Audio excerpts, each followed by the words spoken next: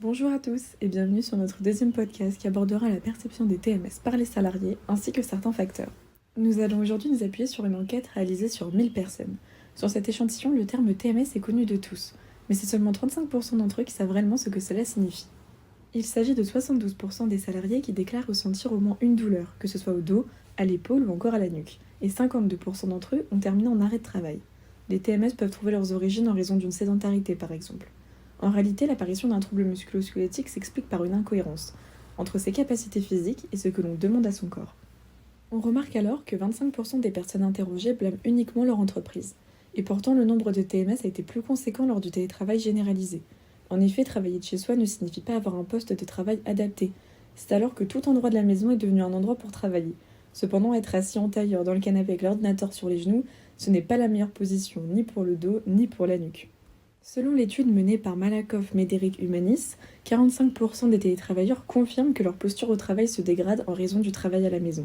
Mais si l'entreprise est aussi souvent mise en cause, la parole entre salariés et employeurs est-elle déliée ? On remarque que seulement 30% des salariés estiment cela possible d'évoquer le sujet avec son supérieur hiérarchique. Et ce sera 62% qui trouveront une oreille attentive auprès du médecin du travail ou bien des collègues. En effet, le médecin du travail a un rôle préventif. Étant chargé du suivi de la santé des employés, il peut soumettre à l'employeur des solutions qui seront adaptées selon les besoins de chacun afin d'éviter une dégradation de leur état de santé. Cependant, contrairement au médecin traitant, il n'est pas habilité à fournir un arrêt de travail par exemple. En revanche, il est en mesure de proposer des adaptations de poste, d'aborder les conditions de travail avec l'employeur, ce qui inclut l'hygiène de l'établissement, y compris dans la restauration, ou encore de conseiller un changement de matériel en cas de risque élevé d'accident de travail. On remarque que de plus en plus d'entreprises développent des actions de prévention des TMS, qui sont estimées dans 68% des cas comme étant efficaces. Mais alors pourquoi le taux de personnes touchées par les troubles musculo-squelettiques ne diminue pas davantage ? Dans le cas où l'employeur est au courant du ressenti des salariés, mettre en place les bonnes actions n'est pas toujours chose facile. Lors de notre premier podcast, nous les avons par ailleurs évoquées. Hormis la désertification médicale qui n'aide pas à une prise en charge rapide et adaptée pour tous, il existe également une certaine inégalité d'accès aux soins chez les salariés.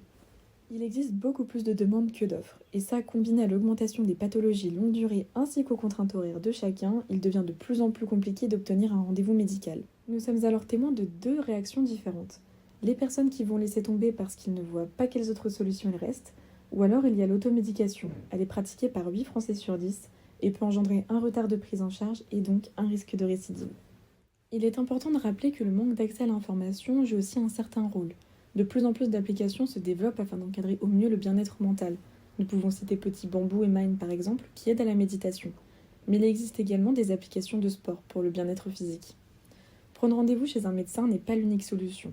Outre la prévention qui peut être mise en place, les salariés peuvent eux-mêmes être acteurs de tout ça grâce à la digitalisation des soins.